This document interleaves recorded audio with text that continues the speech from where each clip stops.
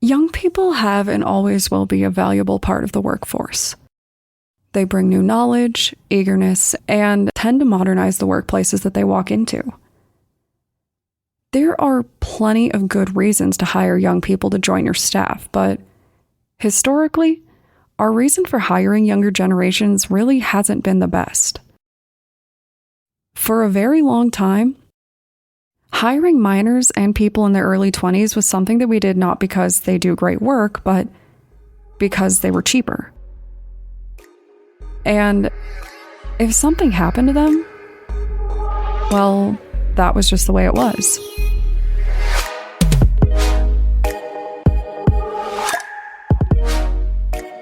My name is Brianne, and I'm the host and creator of Among the Dirt and Trees, a show where we explore true crime cases that occur out in nature.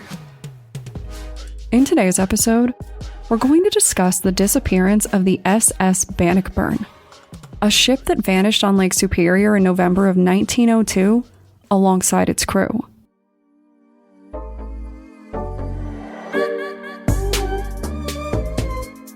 As I mentioned, there are a lot of good reasons to hire young people, but the truth is that not everyone hires young people for good reasons, even today. And I'm not just talking about the creepy kind, which we've probably all seen evidence of.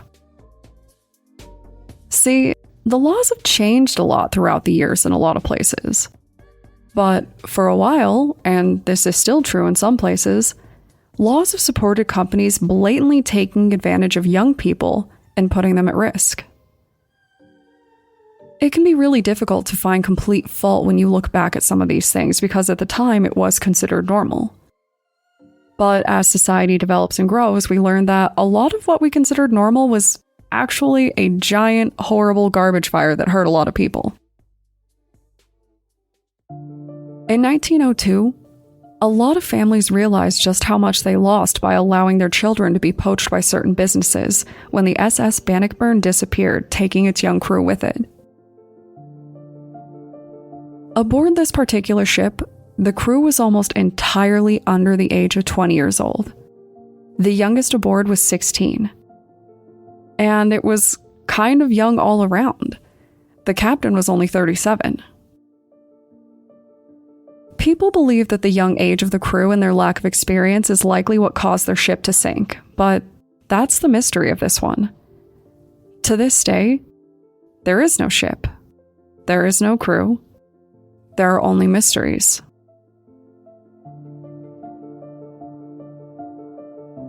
When a ship goes missing in the ocean, I think we all just kind of accept that it makes sense, right? Even if there is a perfectly wild reason, like a captain killing his entire crew, most people would treat these assumptions like nothing more than stories. Because we all know that the truth is that the ocean is terrifying, and it is very good at making people, ships, and pretty much anything, except for all of our trash, disappear. Hence why so many people commit murders on cruise ships, right? But what about lakes? I think most of us think that someone disappearing into a lake is a little more difficult to pull off, much less an entire ship. But Lake Superior, the largest of the Great Lakes, is absolutely massive. It has an average depth of 500 feet, but it's actually 1,332 feet at its deepest parts. Apparently, this lake is so intense that we have actually found freshwater sharks living in it and other strange things. And in general, it is considered to be pretty dangerous to cross. Especially in 1902.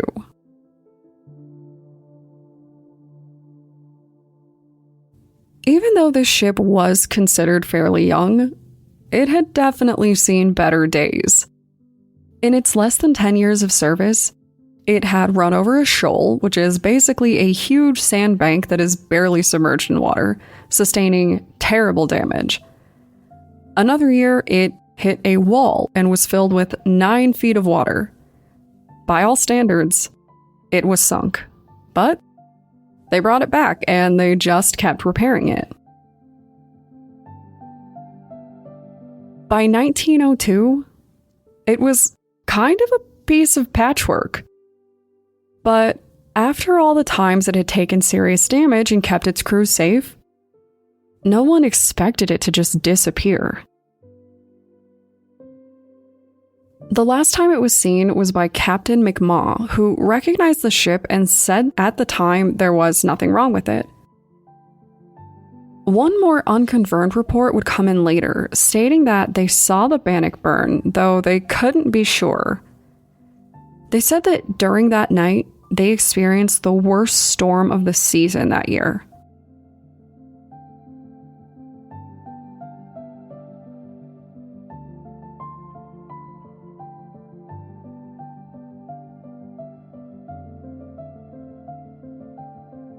Then, something unexpected happened. 4 days later, the boat's manager, who was not on the ship, falsely reported to the grieving families that the ship was located and everyone was alive and well. They were, understandably, devastated to learn the truth. Within 9 days of its departure, search efforts were abandoned and the ship was considered lost. But that isn't the last that we heard of the Bannockburn. This ship now goes by another name, the Flying Dutchman of the inland seas. 7 years after it disappeared, writer Oliver Curwood wrote The Great Lakes and the Vessels That Plow Them. His goal was to prove that the Great Lakes were just as interesting and full of old stories as the ocean, and this led him to run with a ghost story. Everyone loves a ghost story, right? When asked, he very clearly said that he was a fiction writer. He shared the tale of the Bannockburn and equated it to the Flying Dutchman, saying that it was a ghostly ship that you could see floating across the dark waters of the lake at night.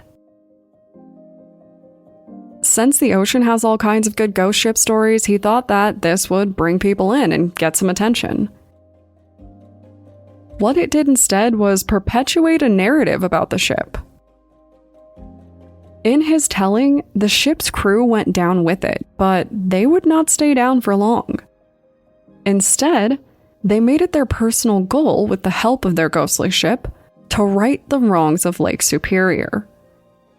In his telling, the ship would appear out of nowhere, forcing other ships off their paths. Certainly sounds pretty creepy and kind of aggressive, but he insists that these sightings are a good thing. The ship isn't there to haunt or scare.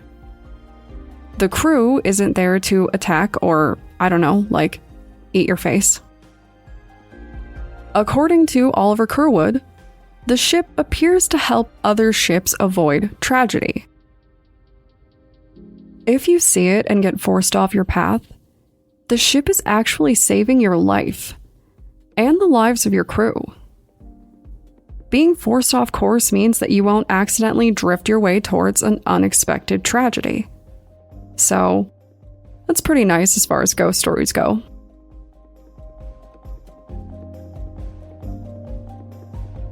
Now, though Oliver Curwood is the person who put it in a book, he is not the only one who claims to know the ghost ship that is now traversing Lake Superior.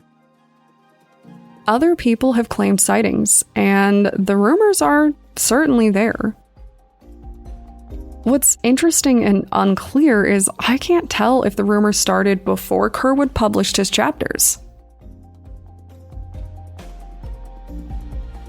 Was it a local rumor that he turned into a scary story, or did he write this fiction piece and plant that seed that would grow into an entire tree of recorded sightings?